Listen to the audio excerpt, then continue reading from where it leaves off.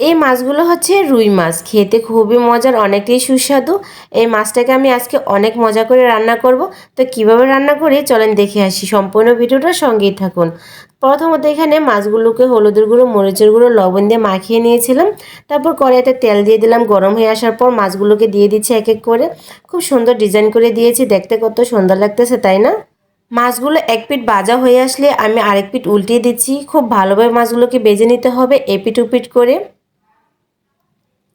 অনেক সাবধানতার সাথে উল্টে দিতে হবে যাতে ভেঙে না যায়, ওদিকে খেয়াল রাখতে হবে। তারপর এই তো এক পিঠ ভাজা হয়ে গিয়েছে, উল্টে দিলাম। তারপর আবার আরেক পিঠ খুব ভালোভাবে ভাজা করে নিতে হবে। আর এই মাছটাকে খুব ভালোভাবে ভাজা করে নিতে হবে।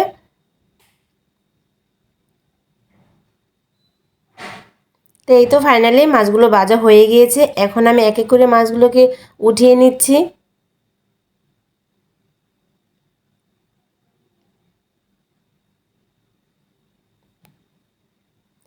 তারপর এই তো ফাইনালি ভাজা শেষ। এখন দিয়ে দিচ্ছি এই তেলেই পেঁয়াজ কুচি। পেঁয়াজটাকে একটু বেশি করে দিতে হবে।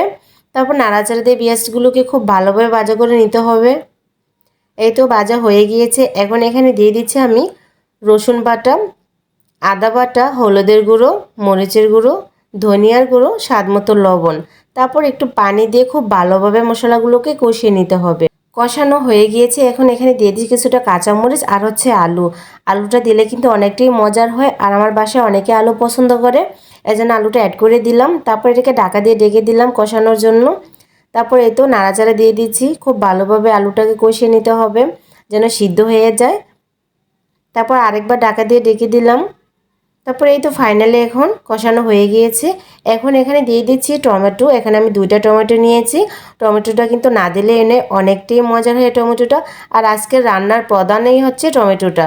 এই টমেটো দিয়ে এইভাবে ঝোল ঝোল রান্না করলে কিন্তু অনেকটাই মজার হয়।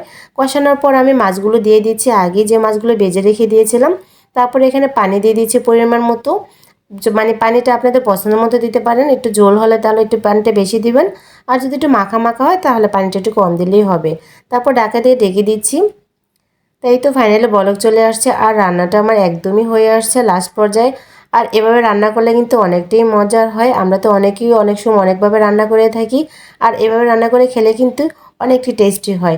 তারপর এখন লাস্টে দিয়ে দিচ্ছি ধনেপাতা, তারপর দিয়ে দিচ্ছি এখানে ধনিয়ার গুঁড়ো, জিরার গুঁড়ো একসাথে অল্প পরিমাণে দিয়ে একটু নাড়াচাড়া দিয়ে মিশিয়ে নিচ্ছি।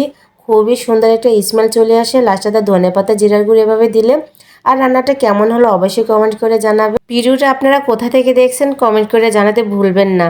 আর রান্নাটা কেমন হলো কমেন্ট করে কিন্তু অবশ্যই জানাবেন। তো সবাই ভালো থাকবেন। আল্লাহ হাফেজ।